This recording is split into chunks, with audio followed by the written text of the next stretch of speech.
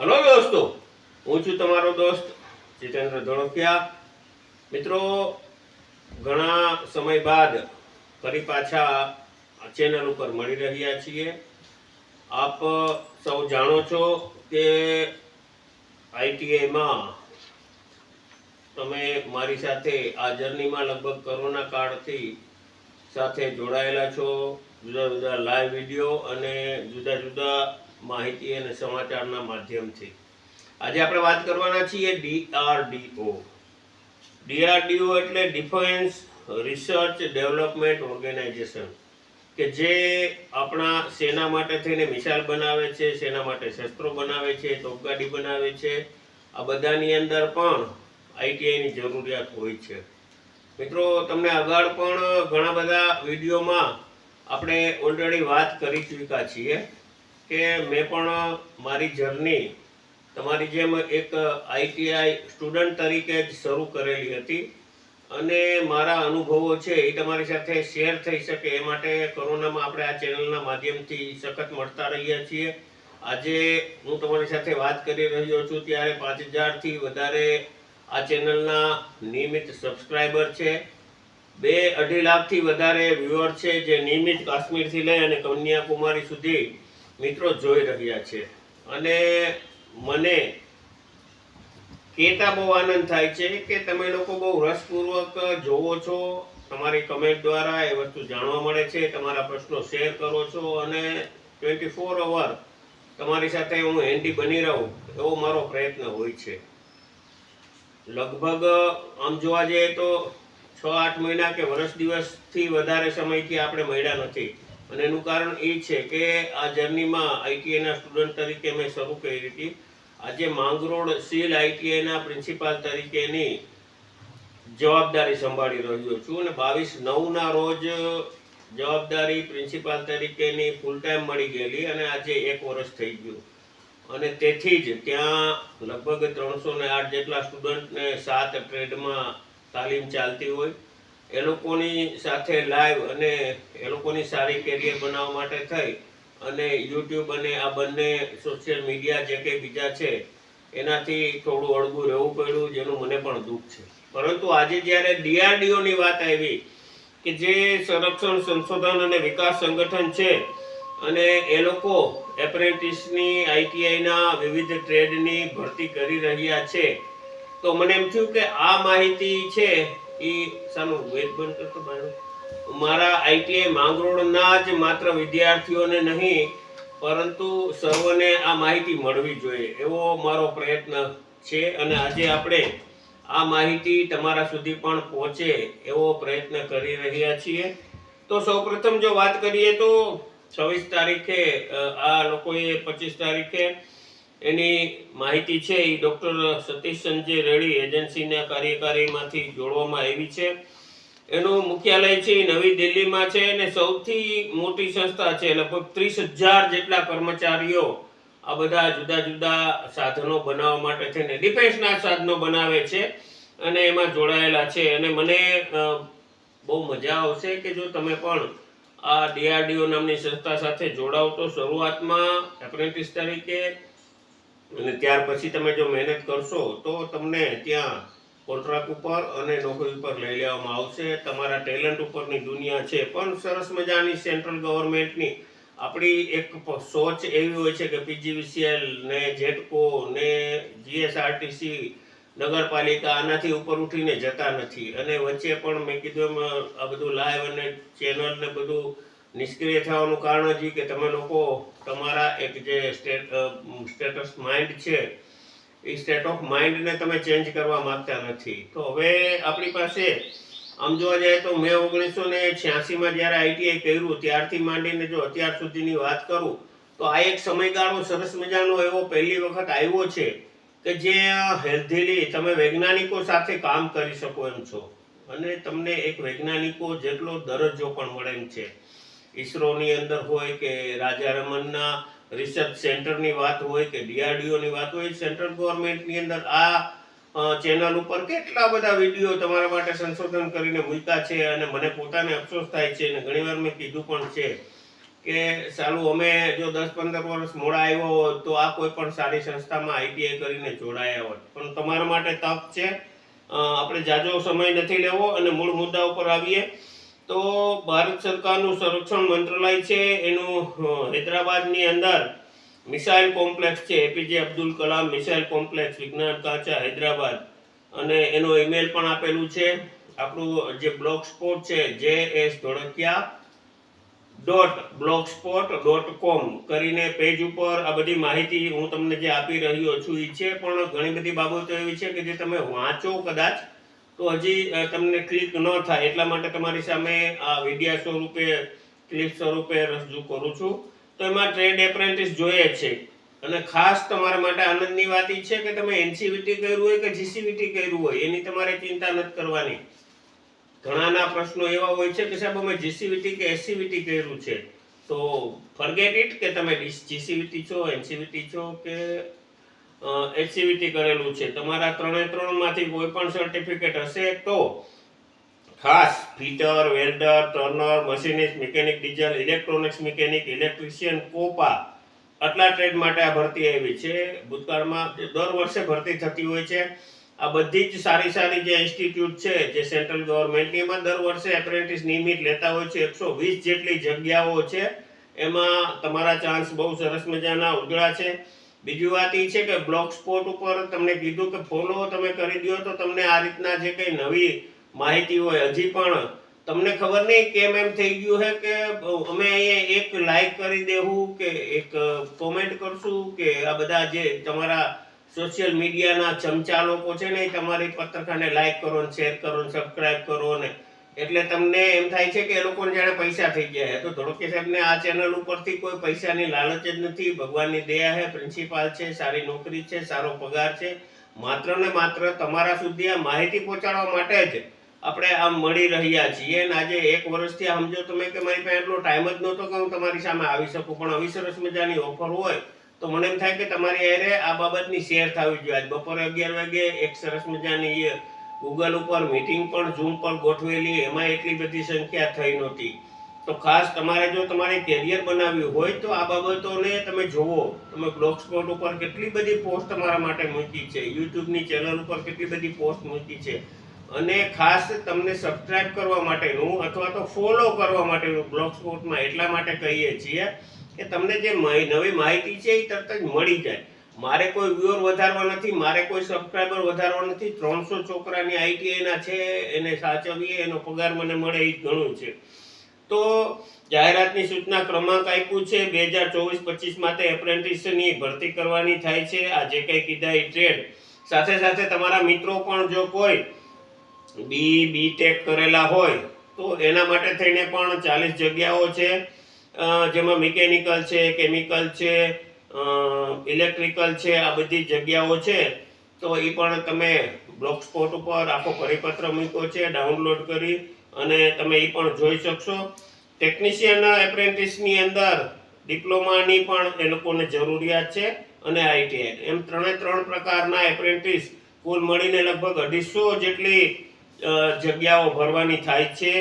અને આ માટે થઈને તમારે ડીઆરડીઓની જે કંઈ સાઇટ છે એના માટેની જે પ્રક્રિયા છે તો એ કઈ રીતના ચૂકવવામાં આવે છે કે કરવામાં આવશે, તો એના વિશેની જો માહિતી જોઈએ તો drdo.gov.in ઉપર એના માપદંડ આપ્યા છે.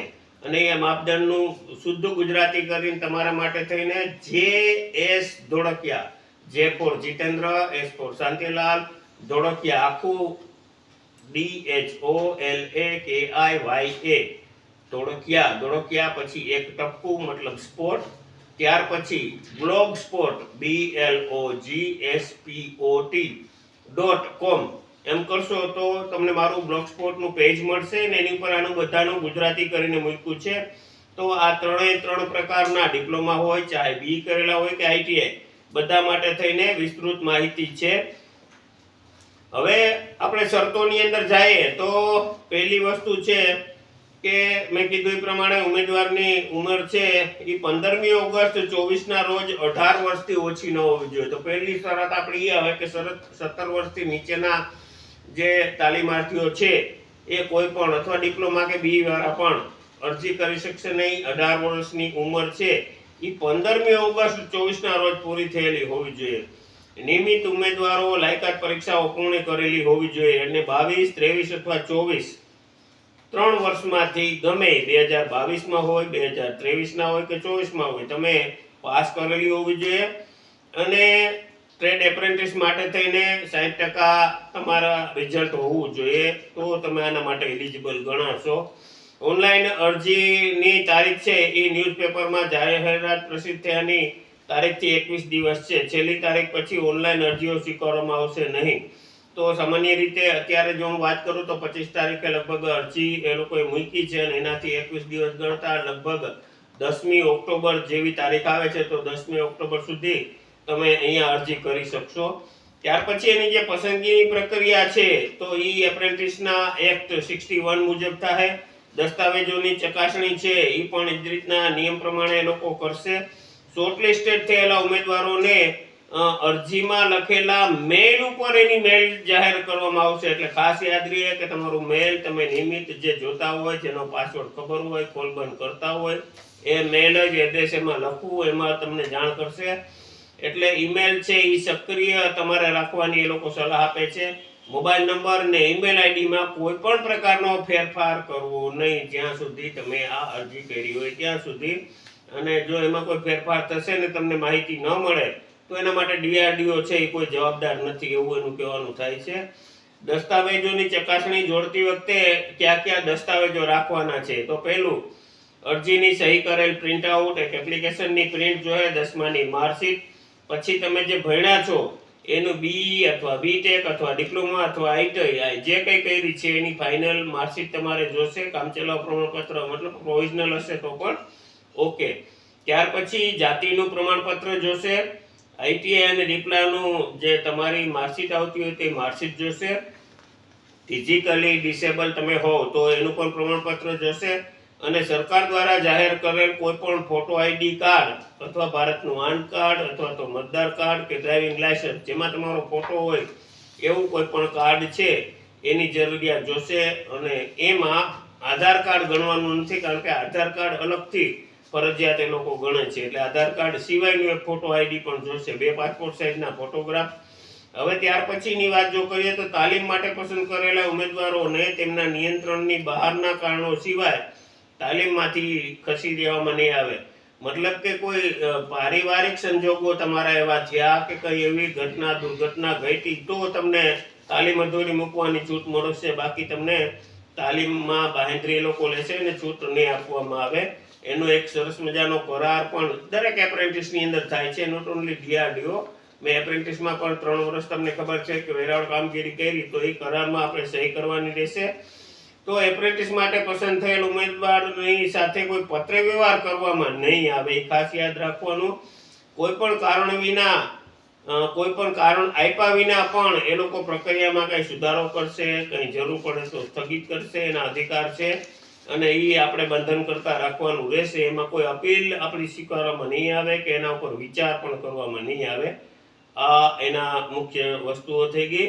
ત્યાર પછી સૂચનાઓ આપી છે કે દસ્તાવેજોની ચકાસણી કોન્ટ્રાક્ટ બનાવતા પહેલા પસંદ કરેલા ઉમેદવારોને જ માટે કરવામાં આવશે. મતલબ કે જો તમે સિલેક્ટ થાઓ તો તમારા દસ્તાવેજ ડોક્યુમેન્ટ છે એ ચેક કરવામાં આવશે. અન્ય સંજોગોમાં દસ્તાવેજને કોઈ ચેક કરવાના થતા નથી. તમામ લાયકાત યોગ્ય વૈધાનિક અધિકારી દ્વારા માન્ય સંસ્થાઓ હોવી જોઈએ. તમામ જે આપણા ડોક્યુમેન્ટ છે એ નક્કી કરેલા અધિકારી દ્વારા આપેલા હોવા જોઈએ. ઉચ્ચ લાયકાત ધરાવતા ઉમેદવારો અરજી કરવા પાત્ર નથી. એટલે ઉચ્ચ લાયકાત એટલે એમાં જો 2 કરીએ તો જેને અગાઉ એપ્રેન્ટિસ કર્યું છે એ આમાં એપ્રેન્ટિસમાં પાછા નહીં જોડાઈ શકે. એક ટ્રેડમાં કર્યું હશે તો પણ બીજા ટ્રેડમાં આજે 2-3 ફોન આવ્યા છે, મેં વાયરમેનમાં કર્યું છે ને એમાં એપ્રેન્ટિસ કરી લીધું છે પણ મેં કોપાઈ કર્યું છે. તો આમાં ખાસ મુદ્દો એ છે કે આધાર કાર્ડ સાથે એપ્રેન્ટિસ પોર્ટલ છે લિંક કરેલું છે. એટલે એક આધાર કાર્ડ વાળો વ્યક્તિ એક જ વખત એપ્રેન્ટિસમાં જોડાઈ શકે છે, કોઈ પણ એક જ ટ્રેડ માટે થઈને. નકર તો તમે ITI કરી રાખો ને પછી આધાર કાર્ડ ને એ બધું મેળ ન પડે એટલે એ લોકોએ નક્કી કર્યું કે એક જ ટ્રેડ અને એક જ વખત એપ્રેન્ટિસ, 5 ટ્રેડ કરો ને 5 વખત એપ્રેન્ટિસ કરો, તમે અડધા ગરડા થઈ જાઓ અને એ લોકોનું કોઈ ધ્યાન ન પડે એવું કરીને મૂકી દો. તો આ ખાસ વસ્તુ છે. પસંદગીની પ્રક્રિયાના કોઈ પણ તબક્કા માટે તમને જો બોલાવવામાં આવે તો કોઈ ટીએડીએ લોકો આપવાના થતા નથી. એપ્રેન્ટિસને ઇન્ટરવ્યૂ સમયે એપ્રેન્ટિસના સમયગાળા દરમિયાન સ્થાપના દ્વારા કોઈ પણ હોસ્ટેલ કે પરિવહન તમને ત્યાં બોલાવે ત્યારે તમને કોઈ હોસ્ટેલ નહીં આપવામાં આવે, પરિવહન આપવામાં નહીં આવે અને ભોજન પણ તમારી રીતે તમારે વ્યવસ્થા કરવાની રહેશે. તાલીમ એપ્રેન્ટિસની જોગવાઈ સાથે જ્યારે કોન્ટ્રાક્ટ થાય તો એ રીતના કરવામાં રહેશે અને એપ્રેન્ટિસ એક્ટ છે એ મુજબ એ વસ્તુ લાગુ થશે. કોઈ પણ ઉમેદવાર દ્વારા તેના વતી એપ્રેન્ટિસની પસંદગી પ્રક્રિયા દરમિયાન કોઈ પણ નિયમનો ભંગ થશે તો તાત્કાલિક રદ કરવામાં આવશે. એપ્રેન્ટિસને સમાપ્ત કરવાનો અધિકાર અનામત છે, આટલું જરૂરી હોય તો એનું કોઈ કારણ આપ્યા વગર એ લોકો સમાપ્ત કરી દેશે. કોઈ પણ વિવાદના ક્ષેત્રમાં હૈદરાબાદ કોર્ટ છે તેલંગાણાની એ અધિકાર ક્ષેત્ર રહેશે. પસંદ કરેલ ઉમેદવારો માટે સમયાંતરે વહીવટી તંત્ર દ્વારા ઘડવામાં આવેલા નિયમોનું પાલન કરવાનું રહેશે. 25 સપ્ટેમ્બરના રોજ એ લોકોએ જાહેરાત રજૂ કરી છે. 10મી ઓક્ટોબરની પહેલા આપણે અરજી કરી દેવાની છે. બ્લોગ સ્પોટ ઉપર આખી વિગત મેં રજૂ કરેલી છે અને છતાં પણ તમારે ગમે ત્યારે ગમે ડાઉટ હોય તો ITI માંગ રોડ સીલ તમે રૂબરૂ આવી શકો છો. બીજું કે તમારે એપ્રેન્ટિસની અરજી માટે થઈને એપ્રેન્ટિસ પોર્ટલ ઉપર અરજી કરવાની રહેશે અને એપ્રેન્ટિસ પોર્ટલ ઉપર તમારું પ્રોફાઇલ ક્રિએટ કરવાનું રહેશે અને એમાંથી જ તમે DRDO ની અંદર વેકન્સીઝ જ્યારે સર્ચ કરશો તો તમને વેકન્સીઝ મળી જશે. એમાં તમારે એપ્લાય કરવાનું છે, એની પ્રિન્ટ કાઢવાની છે અને ત્યાર પછી એને તમારે મોકલવાની થાય છે ઈમેલ કરીને અને ઈમેલની સૂચનાઓ છે. વધુ તમામ વિગતો તમે જોઈ શકો એ માટે થઈને આખો પરિપત્ર ભલે અંગ્રેજીમાં છે, જરૂર ન પડે સમજાય નહીં તો તમે આવીને પૂછી શકો છો. કોઈ પણ જાતની મૂંઝવણ રાખ્યા વગર ફરી પાછો કહી દઉં છું કે 17 વર્ષ હોય એ લોકો અરજી નહીં કરી શકે. 18 વર્ષ મિનિમમ જોશે. 18 વર્ષથી ઉપર મતલબ કે ઓગસ્ટમાં એને 18 વર્ષ પૂરા થઈ ગયેલા હોવા જોઈએ. આટલા લોકો માટે થઈને આ છે. આજે તમારી સાથે લાઈવ જોડાવાની ઈચ્છા હતી પરંતુ નેટવર્કના ઇસ્યુને કારણે આપણે લાઈવ જોડાઈ શક્યા નથી અને આ વિડીયો માધ્યમથી મળી રહ્યા છીએ. હજુ પણ તમારે કંઈ પણ ઇસ્યુ હોય તો તમે કમેન્ટમાં લખી શકો છો. બાકી માંગરોળ CIT ખાતે રૂબરૂ આવી શકો છો. બધા પાસે લગભગ મારા મોબાઈલ નંબર છે જ. અન્ય ઘણા બધા વિડીયોની અંદર પણ કીધું છે તો તમે ફોન ઉપર પણ સંપર્ક કરી શકો છો અને વોટ્સઅપના ચેનલની લિંક પણ ડિસ્ક્રિપ્શનની અંદર આપી દીધેલી છે તો તમે ત્યાં વોટ્સઅપના ગ્રુપની અંદર પણ જોઈ શકો છો અને બ્લોગ સ્પોટ ઉપરનું જે પેજ છે એની પણ લિંક જો આ યુટ્યુબ વાળા ઘડી એ પણ બધા ભલા નિયમોમાં ફેરફાર કરે કંઈક લિંક આપે છે તો જો લિંક એલાવ હશે તો ડિસ્ક્રિપ્શનની અંદર પેજની લિંક પણ તમને હું સાથે સાથે શેર કરી દઈશ અને એ પેજ ઉપર તમને નિયમિત રીતે અપડેટ મળતા રહેશે. એટલે ખાસ પેજ જોતું રહેવું, ચેનલ જોતી રહેવી, ફોલો કરી દેવાનું, સબસ્ક્રાઇબ કરી દેવાનું, નોટિફિકેશન ભૂલાય નહીં જેથી કરીને તમને મળતા રહે. મિત્રો આ વિડીયોમાં તમને હજુ પણ કાંઈ ક્વેરી હોય તો તમે મને સંપર્ક કરી શકો છો. આભાર, થેન્ક યુ, શુક્રિયા.